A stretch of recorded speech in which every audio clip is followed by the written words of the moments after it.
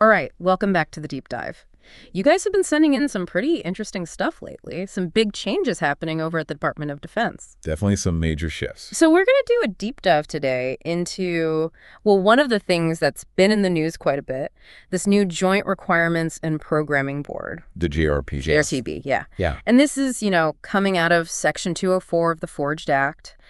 And we've got some great analysis here. Some good stuff to dig into. Yeah. So what we're hoping to do in this deep dive is really try and break down, what is this new board all about?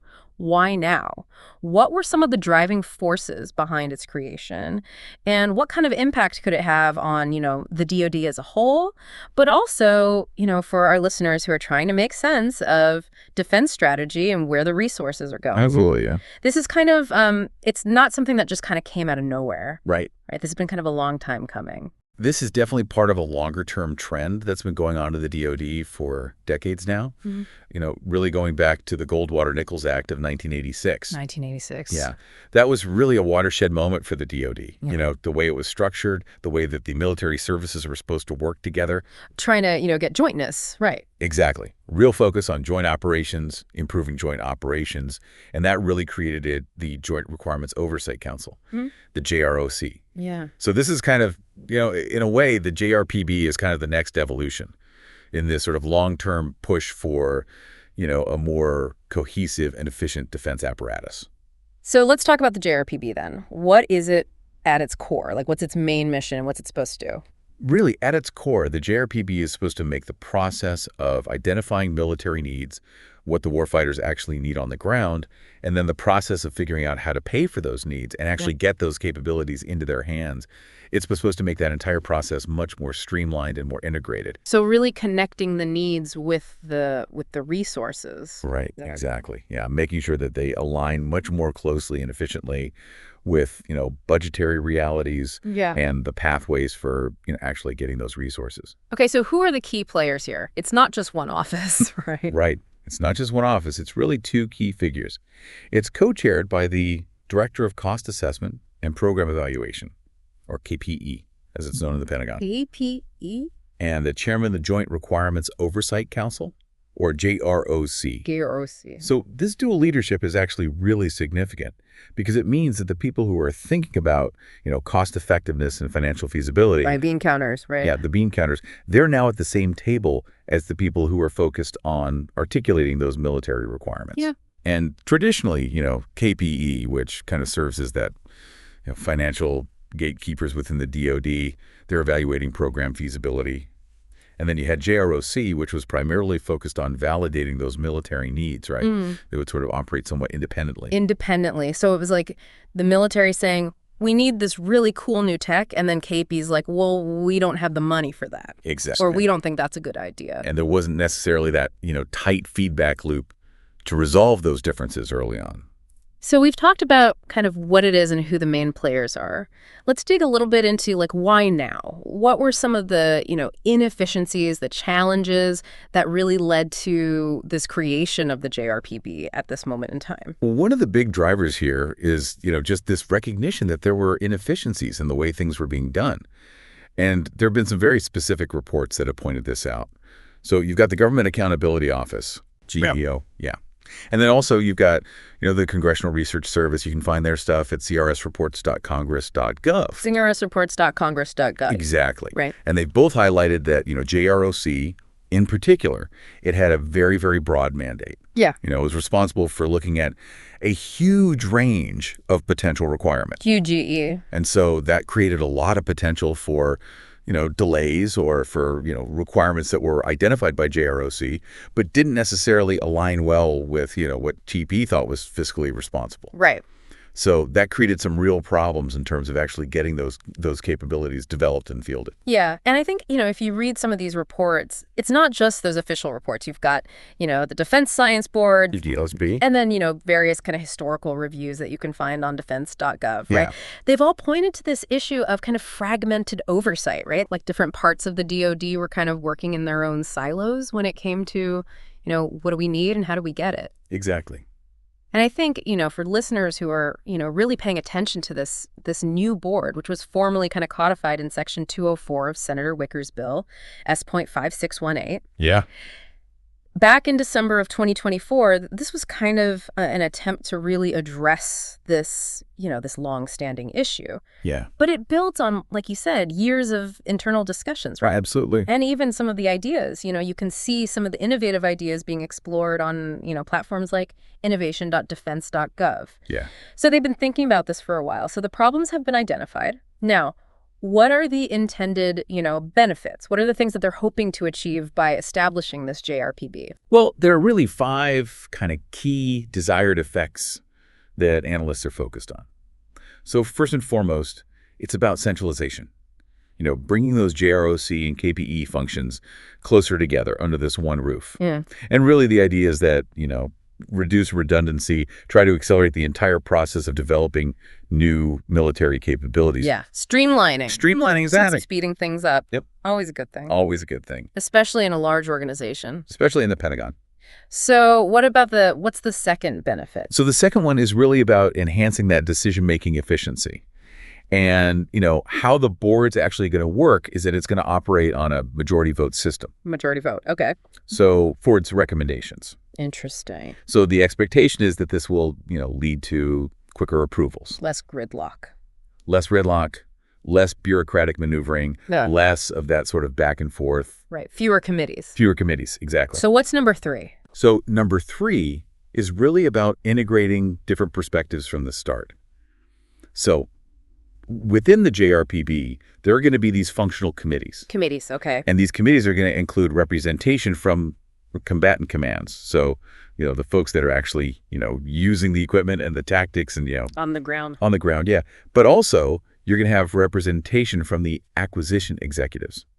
So the folks that are responsible for actually, buying and fielding these new technologies. Right. So you've got the operators and the buyers at the same table. At the same table, exactly. And the hope is that that will ensure that whatever requirements they come up with are not only relevant to, what's actually needed on the ground. Operationally relevant. But also feasible from an acquisition standpoint. Like, can we actually build this and, get it into the field? Right.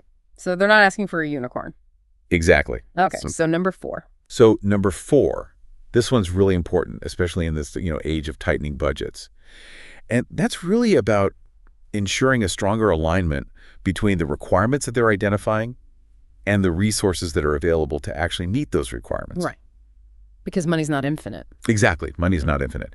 And so, with KP co-chairing this, the idea is that from the very beginning, they're going to be thinking about, is this fiscally responsible? Right. Can we actually afford this in the long run?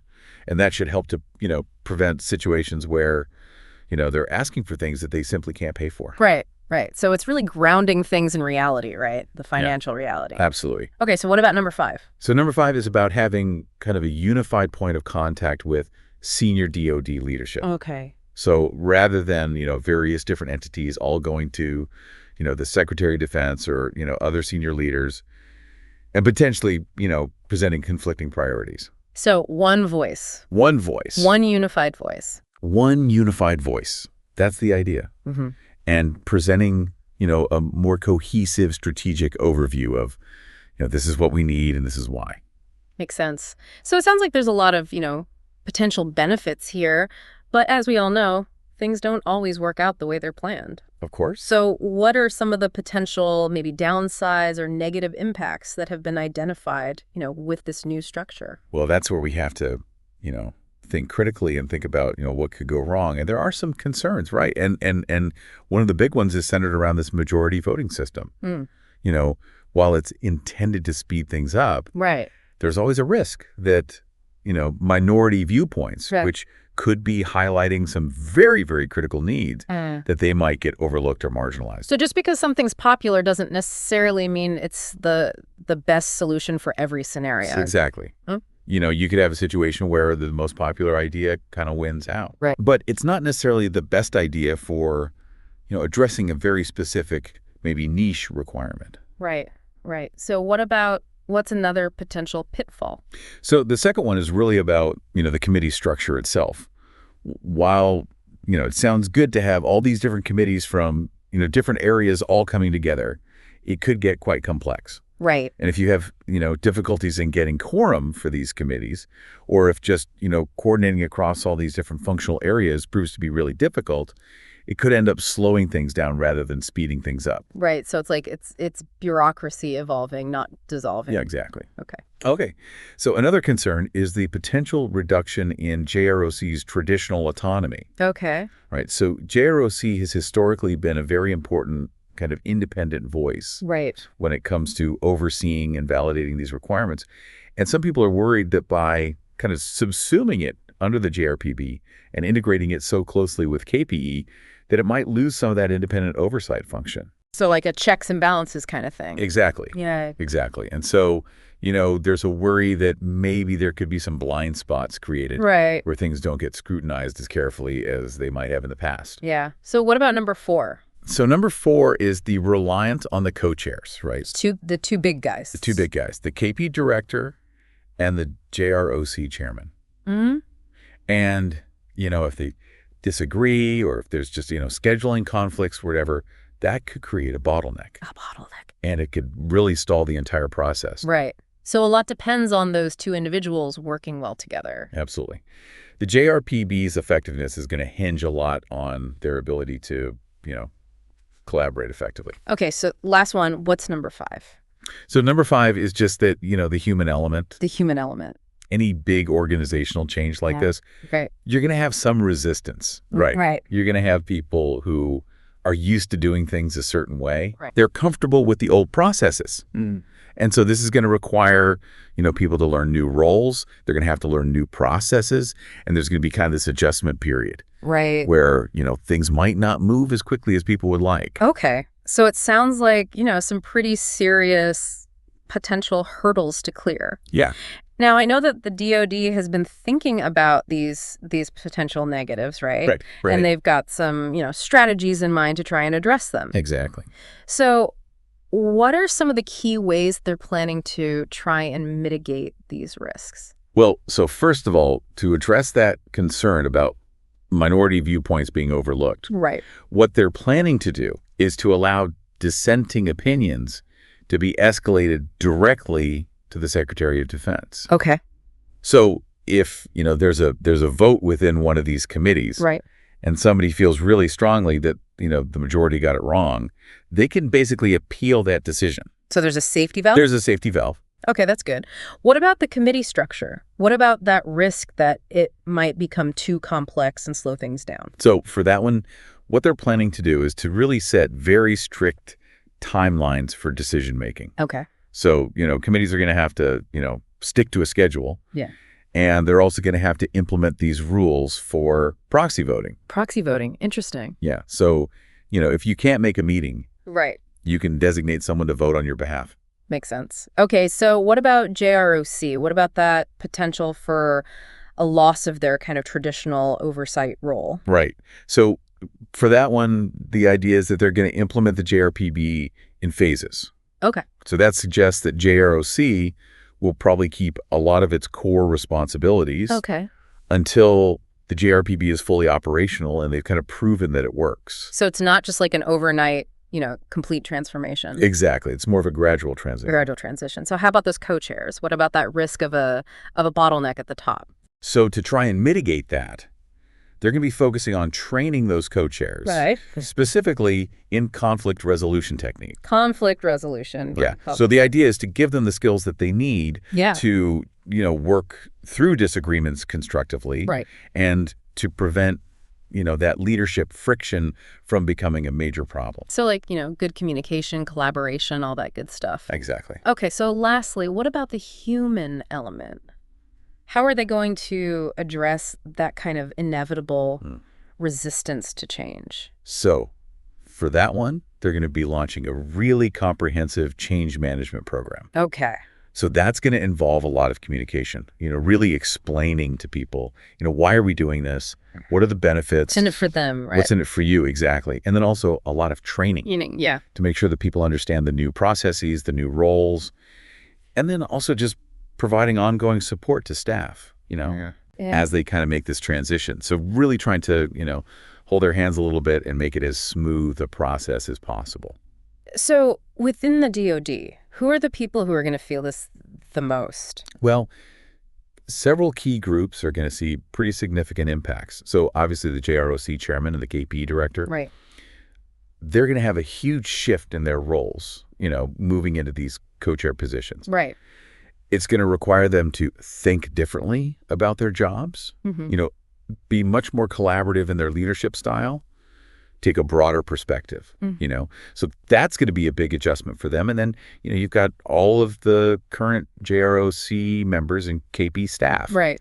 They're all going to have to learn how to work together. Right. They're going to be on these integrated JRBB committees. Right. And that's going to require, new skills. They're going to have to figure out how to collaborate effectively. And then, lastly, you've got the combatant commanders and the acquisition executives. On the one hand, they're potentially gaining more direct input. They're going to be on these functional committees. Right. But it's also going to create more demands for them in terms of, coordination and engagement and, having to, participate in all these new structures. So are there any signs of opposition? Are there any groups that are kind of maybe skeptical or resistant to this whole idea of the JRPB? Well, there's almost certainly going to be some resistance. Right. You can imagine, within JROC, you might have some folks that, really value that traditional independence right. that JROC had. Right. And they might be worried that, their authority is being diluted. Or being sidelined. Yeah. And then similarly, you could have, the different services. Like the Army, Navy, Air Force. No. Yeah. They might be concerned that their influence over these, joint requirements right. could be lessened within this, more consolidated system. So they're kind of losing some of their power. Yeah, potentially. And then, lastly, you might have some KP analysts right. who, really liked the idea of providing these independent evaluations. Right. And they're not as comfortable with this, more integrated, co-chaired approach. They want to be the ones who make the final call. Exactly. Yeah. But that's kind of natural, right? Whenever you have a big organizational change, you're going to have some pushback.